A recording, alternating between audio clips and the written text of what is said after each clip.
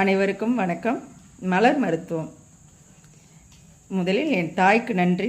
மலர் மருத்துவம் வழங்கிய Edward batch ஐயாவுக்கு நன்றி. என் குருவிற்கு நன்றி. என் குலசாமிக்கு நன்றி.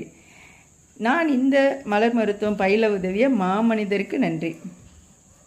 மலர் மருத்துவம் மனநிலைக்கான மருத்துவம். மலர்களை அடிப்படையாக கொண்டு செய்யப்படும் மருத்துவம். பார்த்தீங்கன்னா மனநிலையை அடிப்படையாக மனநிலைக்கு தகுந்த மாதிரி மலர்கள் கொடுத்து செய்யப்படும் மருத்துவம். இங்கே பார்த்தீங்கன்னா நம்ம எவ்வளவு முயற்சி செய்தும் ஒரு செயலை செய்ய விடாமல் ஏதோ ஒன்று தடுத்திட்டே இருக்கும். அது நீங்களும் திங்க் பண்ணியிருப்பீங்க.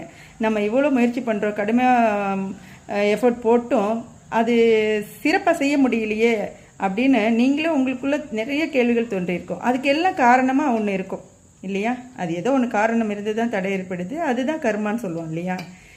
அந்த கர்மாவினை போக்கும் சக்தி யாருக்கு இருக்கு? கடவுள் நினைத்தால் மட்டுமே உண்டு. கடவுள் மனது வைத்தால் மட்டுமே அதன் தீவிரத்தை குறைத்து நாம் மேன்மை பெற முடியும் இல்லைங்களா? இப்போது அந்த கடவுளை கடவுளை கொண்டு கடவுளுக்கு நம்ம என்ன செய்யணும்? என்ன செஞ்சால் கடவுளுக்கு பிடிக்கும்? பணம் கொடுத்தாவா? பொருள் கொடுத்தாவா? வேறு எதுவும் கொடுத்தா இல்லை. நல்ல மலர்களை கொண்டு பூஜிக்கும் பொழுது இறைவனுடைய அனுக்கிரகம் கிடைக்கும். அதே போல தான் இப்போது மனிதர்கள் கர்மாவிற்கு ஏற்றவாறு தான் மக்களோட மனநிலை. நம்ம அனைவரின் மனநிலையும் இருக்கும். அந்த மனநிலையிலிருந்து ஏற்படக்கூடிய எண்ணங்கள் தான் செயல்களாக வெளிப்படுகின்றன. அப்போ சிறந்த செயல்களை செய்ய வேண்டுமெனில் சிறந்த எண்ணங்கள் தோன்ற வேண்டும். அதற்கு சிறப்பான மனநிலை வேண்டும். அந்த மனநிலையை எது நிர்ணயிக்கும்?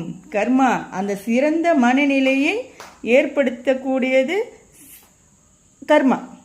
அந்த சிறந்த மனநிலையை ஏற்பட விடாமல் செய்வது கர்மா. சரிங்களா? இப்போ அந்த கர்மாவோட தீவிரத்தை குறைத்து நல்ல மனநிலையை ஏற்படுத்தி நல்ல எண்ணங்களை வெளிப்படுத்தி அதை சிந்தனைகளாக அதை செயல்களாக வடிவம் பெற செய்ய வைப்பது மலர் மருத்துவம். நன்றி, வணக்கம்.